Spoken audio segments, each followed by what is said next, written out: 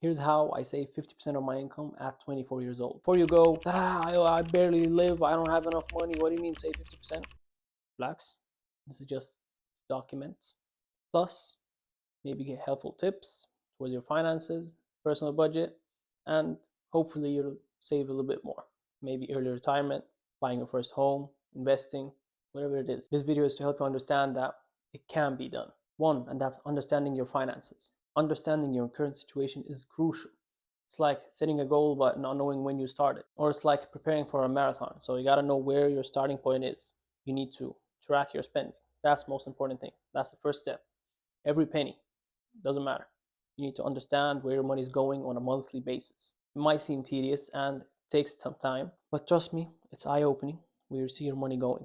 Sometimes you have subscriptions you forgot you had, stuff you don't use. A lot of stuff can go down here. You'll discover where your money is truly going, and sometimes it's not where you think. Another tip is creating a budget. Picture your budget as your financial roadmap. This way, you categorize stuff as needs and wants. Needs are like rent, groceries, stuff you need to live off of. Wants are dining out, having fun, going to Disney. That's stuff that you want to do. And they're sort of close to impulse buys, where you buy them quickly. So when you distinguish between those two, that's a step closer. So if you have no budget, starting off from zero, I recommend the 50-30-20 principle. 50% your needs, rent, groceries, utilities, everything. 30% wants, dining out, having fun. 20% savings. What's crucial to understand is pay yourself first. Don't wait till the end of the month, then save what's left. No. As soon as the month starts, have a separate account. Automatically deducts from it. That 20%. If you can do more, even better. Another tip to stop the impulse spending, which is in the wants bracket. Use the 24-hour rule, which is simply before swiping that credit card, paying online, Apple Pay. Think, wait, give it 24 hours. First step is to pause before purchasing. Then create a list of what you want to buy. And then commit to revisiting it. Then categorize it in terms of needs and wants. Do you really need this, or is it a luxury? Then compare. Maybe you find another thing that similar in price, better. Why not? Then evaluate the long-term impact it has on you. Of course, buying that 50K Hellcat makes sense at the current moment because you want it. So it's about rethinking for your long-term goals. Does it make sense, that purchase? Step 6, it's aligning it with your current budget. If you want to spend now, does it make sense with your current budget, the 50-30-20 split? Can you afford it? And by using the 24-hour rule, you actually avoid emotional spending. This way, it helps you make more rational decisions. You'll calm down, and this way, you'll decrease your spending and spend it smartly. Now, let's talk about cutting expenses. It's not just about, okay, skip your morning coffee, don't buy Starbucks. Nope, saving $5 a day is not going to help you. That's not the whole point. When cutting costs, you want to try to cut the most significant impact. So this includes, look at your current monthly spending. After you understand it, let's see, okay, where is the majority of my money going to? Maybe it's rent. Maybe you can downsize your current housing situation. Maybe you can split rent with other people, rent out a few rooms. This way you're reducing your monthly expenses. Maybe you eat out too much. Maybe you need to start doing stuff at home, start cooking, some DIY projects, doing some stuff on your own. What if you can't cut expenses anymore? Then that's a sign you need to start raising your income. So this includes asking for a raise, job hopping, or working another job, not a side hustle. This is basically working another job. So this includes maybe looking at Fiverr, Upwork, trying to utilize your current skills. So this includes, I don't know, you're a coder, graphic designer, photographer, mechanic, plumber, whatever it is you're currently doing, utilize that to make more money on the side.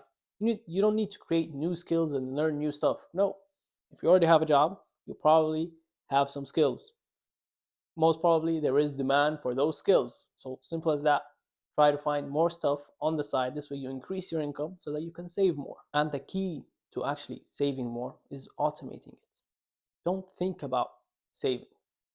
Try to automate that process to make it easier. Simply have another account. This way it will automatically take whatever percentage that you have. Preferably try to make it closer to 20. If more, then that's amazing. Another crucial concept is living below your means. A lot of people my age love to spend their money on cars, luxuries that don't make sense. Of course, having $1,000 car payment each month makes sense, and then another 1,000, 1,500, 2K on rent, and then what's left is fun and needs. Then you have nothing to save. So sometimes you got to look back and think, okay, what I'm doing, does it make sense? Will it help me reach the financial goals I want? Will it help me save? So living below your means is crucial in this step of the process. Another massive element is debt management. Assuming you have student loans, worst case scenario, some card loans as well, then you've got your income stuck paying off loans, rent, you have nothing left over. Focus on paying off your debt. That's crucial before saving. Pay off your debt as early as possible and use methods like the snowball method, where you start early on paying a little bit off. This way you feel like you're getting somewhere, and then slowly pay off more each month. This way you're actually paid off completely. So it's a huge burden lifted off your shoulders. Imagine this scenario. You're paying 500 student loans, another 200-300 for credit card debt. Can you imagine this? $700 right there. It's eliminated. You don't have to pay it. This $700 can be taken into your savings. Imagine this scenario. Don't think about it as I'm paying down 700. Think of paying down your debt as a way to save money in the future. Because the $500, let's say for student loans, and the 200-300 in card loans, these will disappear. So you have extra income of 700-800, whatever the amount is, so that you can take and save. Another crucial tip is emergency savings. Don't neglect that. You need to have 3 to 6 months of your current expenses saved up. Worst case scenario happens, boom, another COVID. You're laid off, something happens. You don't want to go into debt. You don't want to rack up card payments. You don't want to make your current situation worse. So this ensures when something bad happens, you'll be able to get back up and do what's needed. And you won't drown in debt during that process when something bad happens. And what's beautiful about saving your income and then investing it in an index fund, for example, is you have the power of compound interest. So imagine having your money working for you over time, slowly, as you do nothing. Compound interest is the seventh wonder of the world. Using compound interest, you can slowly accumulate over time, and the longer you wait, the more your returns will be. This happens when your money starts earning money for you. And it's a continuous loop of feedback. It will continue going until you stop. And so to make it work for you, you need to start early. The earlier, the better. Don't think, okay, I'm late, I shouldn't start. Nope. Even if you're late, it's better than doing nothing. So be patient, let time do the heavy lifting. Using what I outlined, that's how I managed to save 50% of my income. It's simply focusing on the stuff I can do, which is reducing the biggest expenses, that's rent, wants, and then focusing on the needs and what I truly want in terms of overarching goal for your financial goals.